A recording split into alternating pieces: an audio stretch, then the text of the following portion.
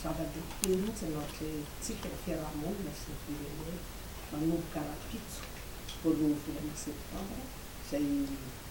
andro akalazana ny iray volana midina amin'ny aretina Alzheimer mandrapatonga tsara volana septambra io zany ka noho izay antony izay indrindra no entsoina inareo satria raha nandritra ny 5 taona misiniko fikambanana ity dia tsy mitsara zay miaina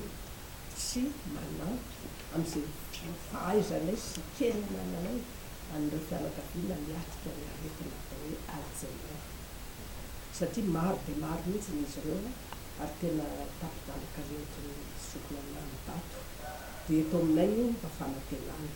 20 taona izay dia miaina ny fitaraina ny ranomaso ny onjam-piainana ny fahasahiranana rehetra zakaina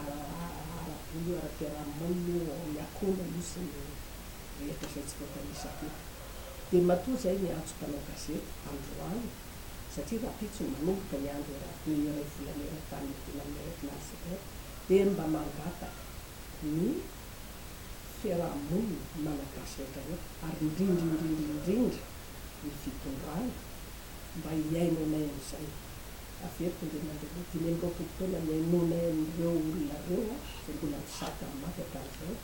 dia mba mangataka izay amin'izao 20 taona ho avy zao indray mba ny fitondrana mba hiainonay sy jery amin'ireo marary reo sy ny fianakaviana reo ka ty hetsika ty moa zany dia misy zavatra anankiray lehibe dia lehibe koa mba tianay ho fantatry ny rehetrarehetra satria raha misy zay 20 taona midina tamin'ny aretina Alzheimer zay dia isany ireo firenena manazo fiofanana tamin'ny Londres zahay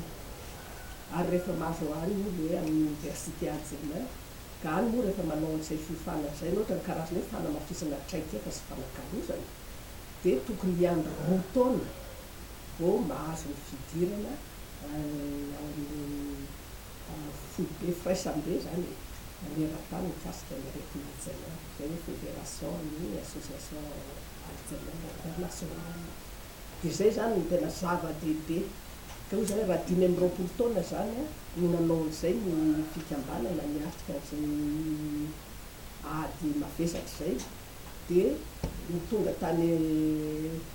Londres kosa zay dia zavatra ny tsapa dia tsy nila miandry amin'ny 2 taona satria 2 taona aoriana fiofanana vao mahazo an'izay fankatoavana izay fa nila izay le 20 taona izay nefa niadiadiana hoe inona avy ny zavatra vita fikambanana dia firenena malagasy zany dia tafiditra ao anatin'ireo firenena 90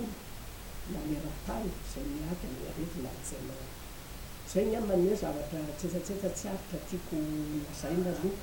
fa dia eto zany tsika dia miady amin'izany aretina atao hoe Alzheimer zany ary asa raha fantatry ny be sy ny maro amba voafinavinatsika hoe inona moa zany aretina Alzheimer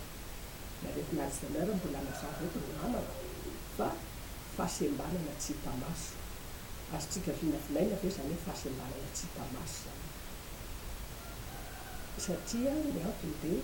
le olona hitanao salama vatana zao salama saina zao miresaka tsara marena tapitapika eo miova daholo ny fomba fietsa sy firesana sy iny ary zay le tena mandratra n'le avany zay satria efa nanany fiarahamonina fijery hafa sady le marary dia efa voataka fianakaviana menatra sady marary ny malahelo dia lasa koa miara-ny tokamonina amin'le marary ka zay ny ambany hoe foifoana zavako ny teniko aloha fa dia namako ato madame Rambely Nicole moa zay mialatsiny tsy voamozavako madame Rambely Nicole vice-présidente dia Rakoto Zavy Sylvia mpandringa ny amin'ny fiarahana amin'ny fianakaviana marary izaho moa filompanorona rason mandeha maro eo naonja